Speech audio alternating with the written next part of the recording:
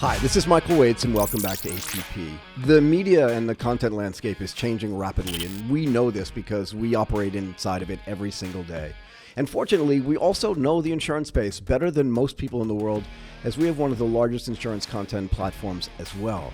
But we like new perspectives. We don't know everything ourselves, and that is what we are exploring today with Alex Hearn, the founder and CEO of Slipcase. This should be an amazing conversation, but before we get into that, let's have a quick word from our sponsor.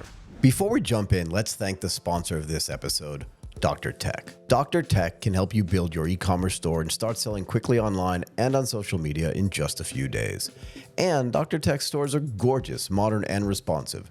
They are fully customizable and simple to use. Dr. Tech stores have hundreds of included optimizations that will help you sell more online, and a support team that can answer all of your questions. With Dr. Tech, there are no hidden costs, no commissions on sales, no add-ons to buy. Everything is included in one simple subscription. So go to hello.dr.tech/ATP to get a free trial and start building your store. You can find the link in the description below. Also, Dr. Tech is offering a special deal to the listeners of the Asia Tech podcast. After your free trial, you can get your first full month for only $1. To get this deal, simply type ATP into the live chat, and they will send you a special promo code. Thanks again to Dr. Tech for sponsoring, and now let's get back to the show. Hi, Alex. Thank you so much for doing this. How are you doing today, by the way? I'm very well, Michael. Thank you so much for having me. It's my pleasure. Okay, let's just jump right in. How would you characterize generally the state of content consumption for insurance professionals, and then how do you see it evolving over time? Wow, yeah,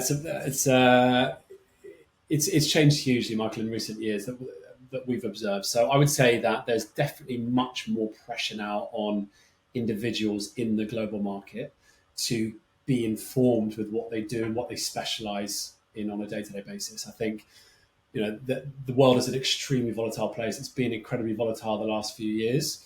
There's a big World Economic Forum report published earlier this year, right at the start of the year, suggesting that 2025 is going to be even more volatile.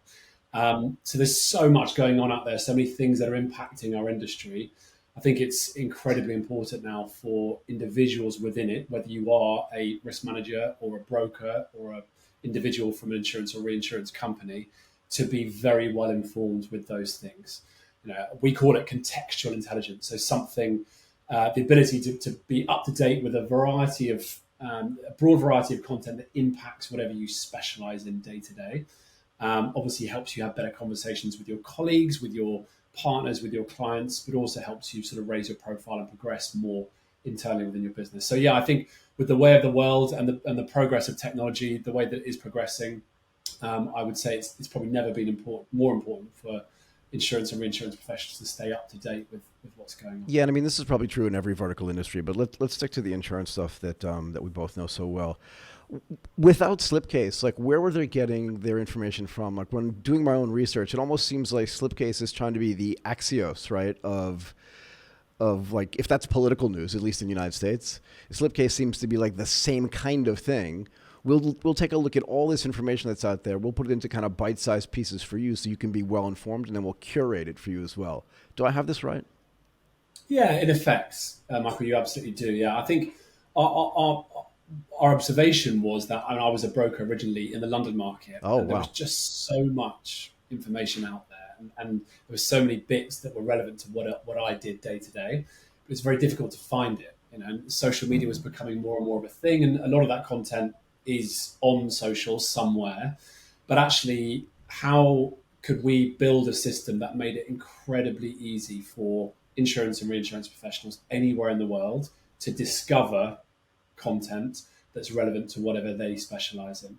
And there seemed like a definite gap there. A huge amount of amazing trade media publications, specialist publications that focused on the market, more and more proprietary content being produced by carriers and brokers and service providers, and more podcasts and webcasts and videos. And there's all this stuff out there. How do you clean it up, make sure you can put it into one place and make it very easy for individuals to pick and choose what they want? And yeah, that was so this is the perfect segue. With so much information out there, like you said, and it's all in different formats, all in different styles, and frankly in a bunch of different languages as well, how can it actually be curated in a way that makes it contextually intelligent? I love that phrase, by the way. Thank You're you. welcome. So we that it was a very manual process to begin with. I think we learned a lot in the industry itself. I had been in the industry for a few years. I understood the way it worked. We had a content management team that would discover the content and then tag it to the appropriate audiences across the market. We actually now use a lot of technology that sits behind our system to do that. But the idea is, say you specialize in cyber, you're based in the US, you specialize in cyber. We want to funnel through to you great cyber content from across the web, of course, but we also want to give you a view on all the other things that are happening in the world that are going to impact you and the cyber world on a day-to-day basis. So we're going to give you the cyber specific information, but also then give you this more contextual view on big things that are impacting your space to enable you to have these better conversations.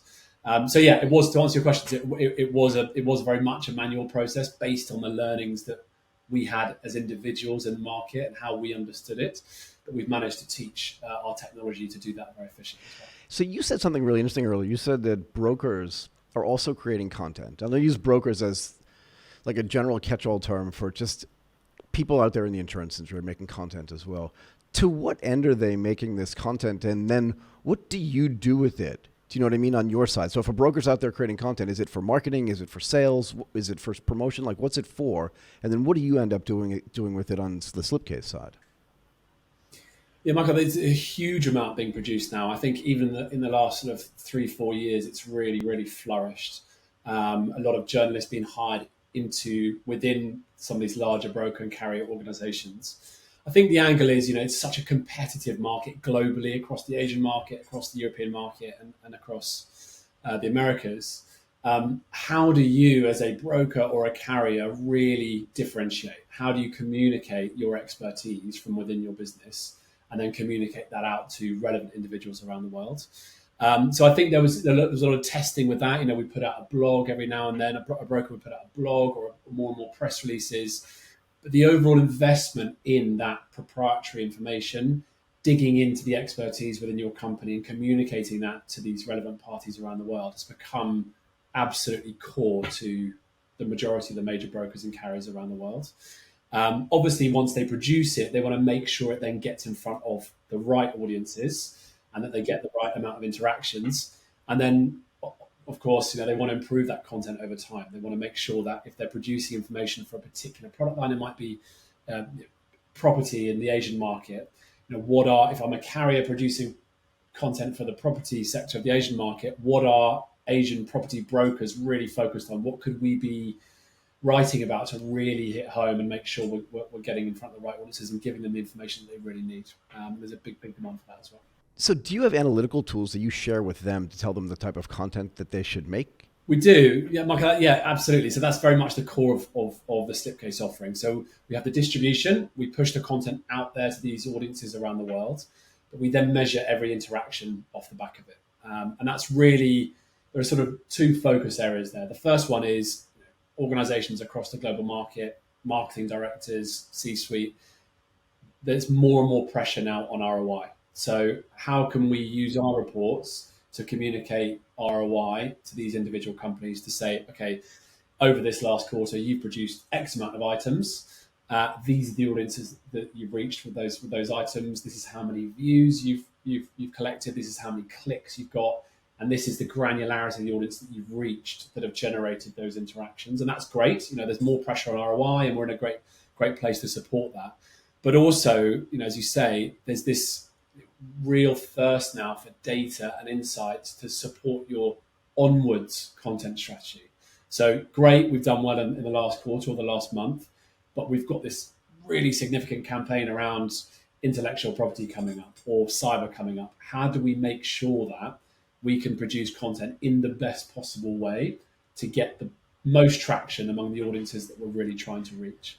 And we're in a very strong position now to support our clients with data, not just that retrospective data, but also that foresight data going forward. So you make a really good point here, right? So they come to you, they can get some data, they can see who they're reaching and stuff like that. But how do you build this audience on the distribution side, right? This is one of the difficult things. And then how do you make sure that it's not an audience for you, but an audience for them? I think this is a mistake that a lot of people make when they're building content is they go to, and I'm not suggesting you're doing this, I'm curious how you don't do it actually.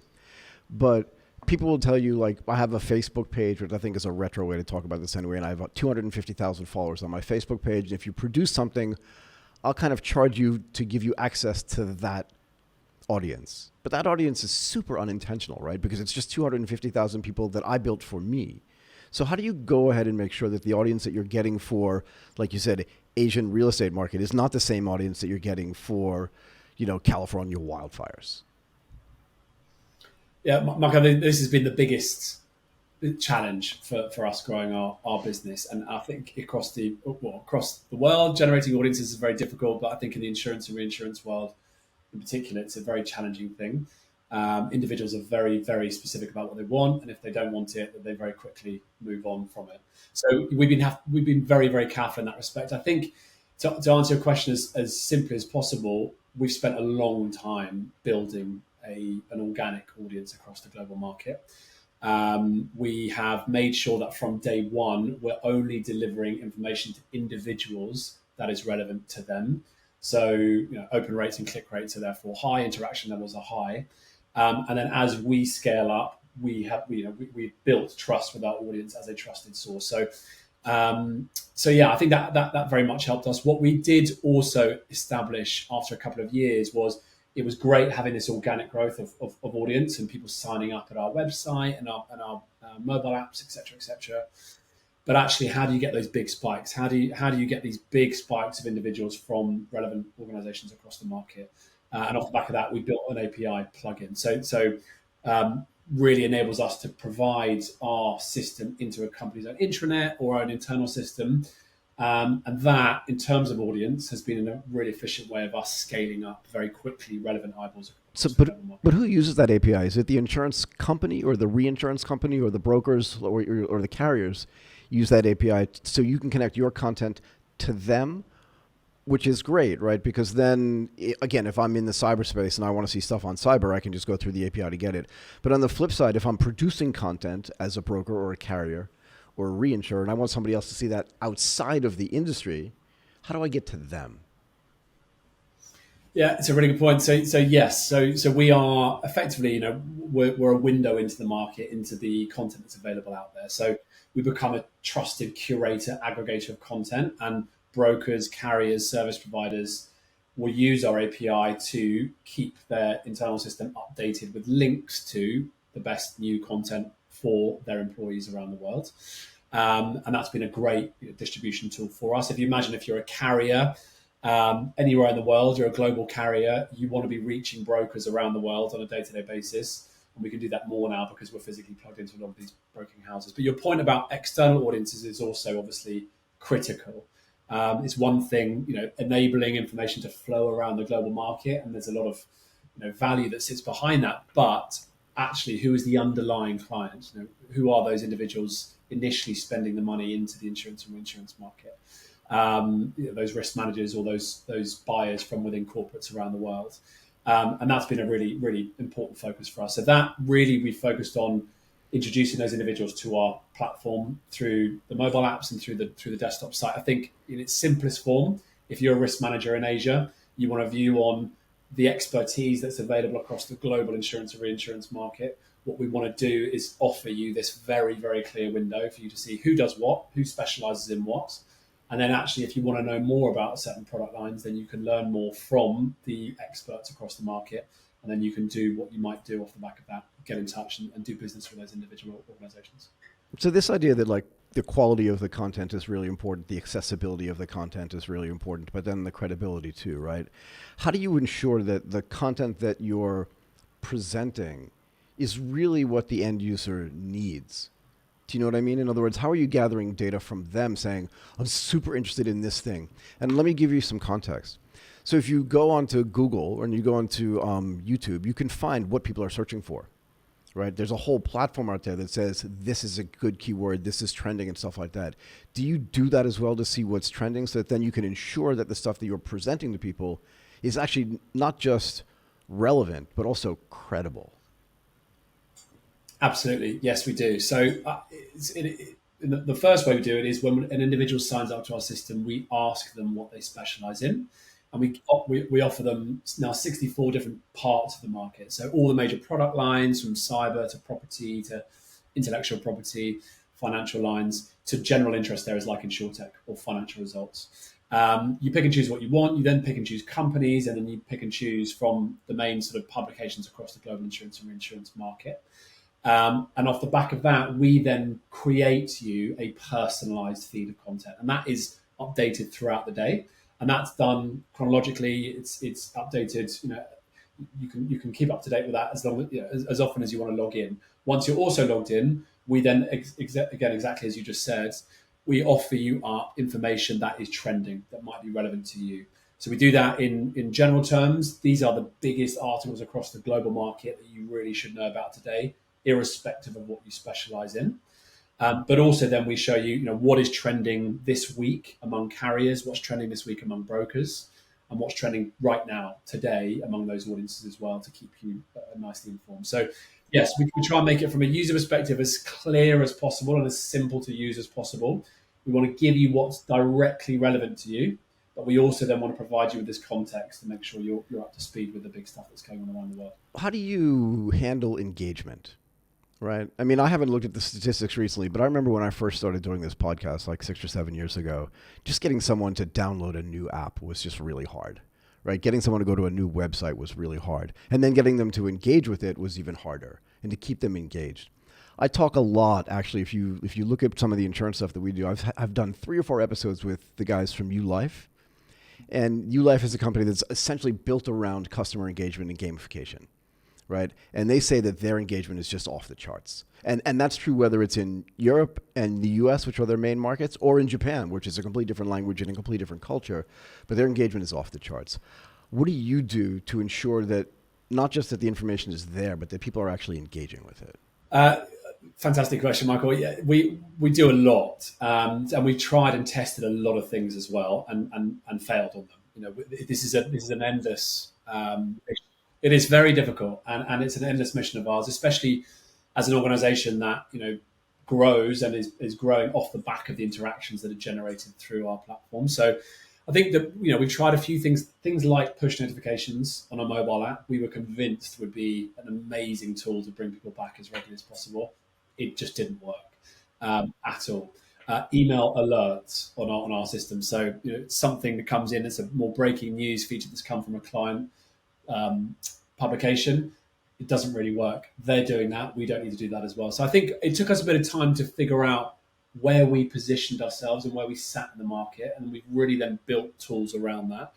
I think the API has been a significant shift for that. So being where people are when they log in, not relying them to go anywhere. When you log in into your internal system within your company every day, you're being served up information by us that you can then click directly through to the source on. That's been amazing. I think, the website interactions have gone up more and more over the years.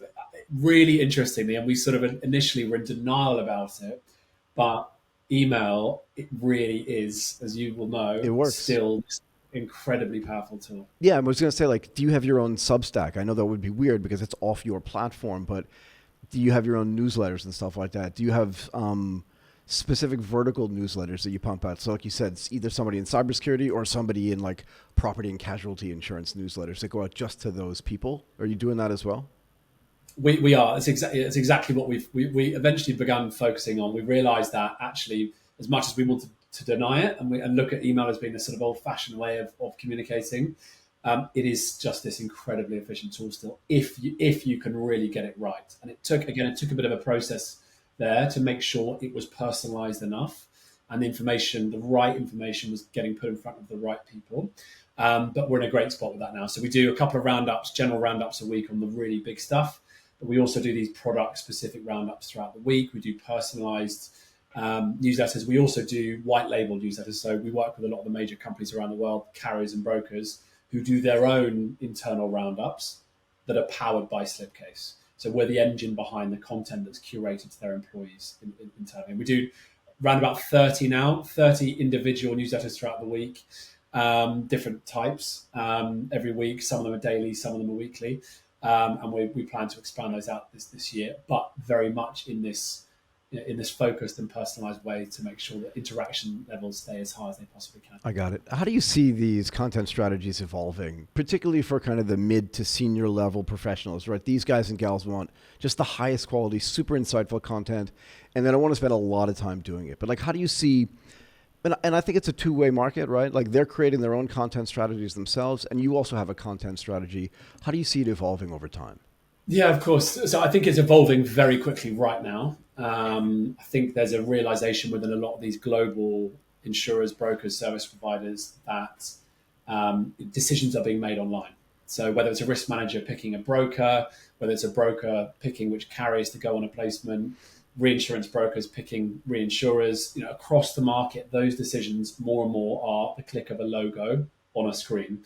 So of course, there's all the context that sits behind that. There's the relationship. There's all the other data points that they might have on those potential partners. But actually, what is that individual thinking? What is the recall when they see that logo on a screen? And I think the appreciation of that is now there for a lot of these global carriers and brokers around the world. And being represented online and having positive recall, what individuals are thinking of your logo, is more important than it's ever been. So off the back of that, there's this huge investment in proprietary content, generating good information to build your profile online. And also just how do we make sure that we are seen, our logo is seen in the right places across the web, and that we're able to communicate this expertise that we have within our business in a very, very clear way. We've seen a massive change there in the last couple of years, and we expect that to grow even more quickly in the coming years, because these interactions are being made online so much more. So a lot of this stuff does happen online. We know, right? Because we create a ton of content in this space as well. I'm curious what you think about events like InsurTech Connect and InsurTech Insights and Money 2020 and the Singapore FinTech Festival, big events like this, where big communities gather together. In the case of the Singapore FinTech Festival, it's 60 to 65,000 people. What do you think that's like from a connectivity standpoint and also from a content creation standpoint? I would say there's a huge variety. Without naming any names, the majority are fantastic. There's a lot of events now across the global insurance and reinsurance market. A lot. Do you participate in them? We do. We're at most of them, the InsurTech ones, but also the more traditional risk management focused or insurance focused events around the world. I think there's a big variety, and I think some of them, from our perspective, are extremely useful, and some of them are less so. But I think you're right. In general, it's a mix. It's still this incredibly relationship-driven market, and I think it will always be to an extent. So things like physical events around the world, I think, will always be essential, of course, and there's an absolute place for those. And there's great content produced off the back of it, and it's obviously a fantastic way to have these tangible touch points with potential partners or existing partners around the world. But then there's these, what happens between that? What happens between our event schedule for the year? How do we make sure that as a company we're getting touch points? We are touching the right individuals around the world with our brand, with our expertise, and doing it in a measurable way. And that, I think, is events, and no doubt will continue to be very much a focus for the market, but also this digital focus on being enabled to get in front of the right audiences at the right time is only going to become more critical. Do you hear brokers and carriers and reinsurers still talking about digital transformation? Yes. Yeah, we do quite a lot, actually. Yeah. I like the way you laughed, by the way. I think it's been a hot topic for quite a long time now. But obviously, I think it is happening. It's probably happening now faster than it has ever before. There seems to be some really genuine noise around adapting to these new AI technologies and making sure that you're up to speed with them to avoid being disrupted. I think we're seeing that from a lot of our partners, and also just a lot of dialogue about investing in technology and investing in upskilling. How do we make sure our company is as tech enabled as possible and performing as well as it can do for our clients? And at the same time, how do we make sure the employees that we've got within our business are upskilling and are as informed as possible and are doing the best job they can possibly do, so that we are a more efficient business in this sort of more competitive market. It seems to me like in a business like Slipcase that AI would be just a big boon for you. I'm curious like what your AI strategy is, excuse me, what your Gen AI strategy is, and where this fits into all these other things you're doing, whether it's distribution, content creation, content moderation, curation, all these things where you kind of want to get it super high quality, but you want to get enough of it so that it's meaningful. But then again, you also want to make sure that it's credible so that it's actually true. So where does AI fit into this strategy? So I think, yeah, it's something that we're really investing in quite significantly at the moment, like a lot of companies around the world. I think from our end, publishing and AI is a very, very sensitive area right now. A lot of court cases out there, and I think it's establishing itself. The new sort of normal will establish itself. Our priority as a business is absolutely on the source of the information. So whether it is the trade media outlet that we partner with, or a broker or a carrier or a service provider that's generating good content, our ambition is to represent that to the right people and then encourage an interaction through to the source where it can then be consumed. So with that in mind, our focus with AI tools has been on discovery and curation of the content. So how do we make sure that we are discovering published content as quickly as possible, that funnel is then as efficient as possible, it's the right content from around the world, we're being recommended information that's right for our audience. We want to do that in the most timely possible way. We want it to be quick, and we want to make sure the content is of the highest quality. So we've built a very efficient tool in that respect that's being improved all the time. But then also once we select that item, we say, okay, that's a great article for this audience around the world. We then need help to make sure it goes to the right audiences within the insurance and reinsurance market. So we built a really efficient AI tool that comes up with suggestions on an article to say, right, we think this is relevant to aerospace and to trade credit and to financial results.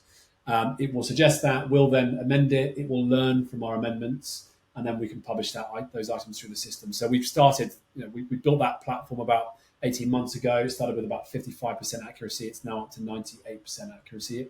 Moved from 96 to 98 in the last couple of weeks. So that's very exciting. I think the other significant thing that we can do using AI is we're collecting a huge amount of data on consumption and how individuals across the global market are interacting with content and consuming it. We are then providing that information back to our clients to make sense of it, as I've mentioned already, but there's a lot more we could be pulling from that. So we're investing in some really cool technology at the moment that helps us come up with these really interesting nuggets of insight for our clients and partners to make sure that we're pulling as much insight as possible from the data that we're collecting. Can you share an insight from recently that surprised you? So the system that we use in general is quite efficient at pulling the obvious observations that we report back to clients. So, if a carrier is looking to reach brokers, we'll always report back on what brokers in general are consuming over a period of time. We actually used a tool quite recently that helped us observe for one carrier client that some podcasts that they produced the year before had come back into a sort of surge of relevance because of the topic that they were produced around. And that there was a pool of brokers in the US market that was particularly interested in what they had to talk about there, which was something that maybe we originally wouldn't have picked up on. Our new system enabled us to discover and then report back to our client, which they could then make sense of. So that's a small example, but we're hopefully able to pull more and more of those on a regular basis. So where is your business mostly focused on now? Is it a European business? Is it a US business? Where's most of the focus right now? So we very much grew out of the London market. London and Europe is where we've sort of founded and we've scaled. We then started to progress quite significantly in the US market about 4 years ago. It's recently become our largest audience. But at the same time, the Asian market has really flourished in the last couple of years. We're up to about 22% of our audience now globally is from the Asian market. Mostly centered out of the larger sort of financial hubs across Asia. But we're really excited about that growth across the Asian market. I think there's a huge amount more we can do this coming year and beyond to service that part of the world. But yeah, I would say overall, we're very representative now of the global insurance and reinsurance space, quite representative of how that is distributed around the world. So from a business perspective for you, right? Obviously Asia is intriguing, but what is different about it from your perspective now that you've been operating here for a few years? How would you qualify or quantify like what the challenges are and how they're different in the sense that sure, France is different than Spain and Spain is different than Italy, but I would posit that the European Union is one big thing, but ASEAN is not, right? And that Indonesia is way different from Vietnam than France is from Italy, if that makes sense. So how do you handle, like, what are the biggest challenges out here for business growth for you? And does language matter? Does culture matter? All of these things. And do you have boots on the ground here? Do you need them? Like, what are the big challenges? Yeah, our observation so far is that it is, as you say, very different, and we've got to make sure we cater for that. I think the biggest observation that we've made is that our European and US clients are very interested in reaching the audience, the content consumers that we've built out in the Asian market. It's really interesting for them to reach Asian audiences. However, the Asian companies we've spoken to in general like the fact that they might be reaching European and US audiences, but actually they're much more interested in reaching their own market. It's how do we make sure as an Asian carrier we're reaching as many Asian focused brokers as possible. So that's been a really interesting learning that's a bit different to Europe and the Americas. So we've had to just invest a lot of time in building our audience in the Asian market so that we become a stronger system to service those organizations. But yeah, I completely agree. Obviously, there are, you give the Indonesian example, you look at the Thai market, Vietnam and Hong Kong and Singapore. Malaysia, it's all different. It is all different. I think the key way that we get around that is our focus is not specifically on smaller regions. We are very much a platform for the global commercial specialty part of the market. Any individual across all of those regions that we've just mentioned that has an interest in that market will find a huge amount of relevant information through our system. We've very much built it around that. But yeah, it's very, very interesting to see the differences. I think we're going to be out there a lot more. We are looking to hire someone at the moment in Singapore to help us flourish across the Asian market. We've recently hired in London an individual that has a huge experience across the Asian market. So we're going to be out there a lot more. And we look forward to learning more and making sure that we're building what we do to service that market as well as possible. How big is your audience, if you don't mind me asking? Not at all. So our overall audience now is now north of 500,000 professionals around the world. And we have 57,000 full subscribers to our system. So those are individuals that have built a personalized feed and receive our emails on a weekly basis. We also have other tools that are more open to broader audiences, and that's that larger number. And how do you get paid? In other words, do those individuals sign up? Is your stuff not behind a paywall? Is it behind it? Like, how does that work? So we don't charge individuals. You can come to our platform as an insurance professional anywhere in the world, tell us who you are and where you are and what you want to know about. That's free of charge. We just make sure that the individual is from the market. We verify every single sign up. Our model is we charge organizations to be represented on our system, to sort of clearly represent who they are and what they do and what they specialize in, and then to distribute their information through the platform and get the insights and analytics off the back of that. So yeah, we would anyone in your audience that has an interest in the global market, please do sign up at Slipcase. It's free of charge. Do you compete with the digital insurer? I wouldn't say we compete. No, I think no, I don't think we do. We'd actually love to catch up with them. They could definitely potentially use our system to help distribute their information and their content to a wider audience. But no, we work with a lot of publications like the Digital Insurer who use us, as mentioned, to make sure they're reaching as many individuals across the market as possible. And what's your video strategy? Do you have a YouTube strategy at all? We don't have our own YouTube strategy. A lot of our clients produce videos on YouTube and they produce videos themselves, and we help them distribute that as sort of clearly as possible. We built a sort of auto play on our scroll on the mobile app and on the website, so it's as consistent with a LinkedIn or other systems as possible. But yeah, we appreciate that video is resurging really as an extremely popular way of consuming content. Awesome. Well, Alex, I've learned a lot. This has been a great conversation. I'm going to thank you, Alex Hearn, the founder and CEO of Slipcase, coming on the show. You're welcome to come back on whenever you'd like. And if you do make it out to the region personally, definitely let us know. We'd love to meet face to face. Michael, thank you so much. Really appreciate being on the show, and congratulations to you with everything you do. It's a fantastic thing. Thank you very much.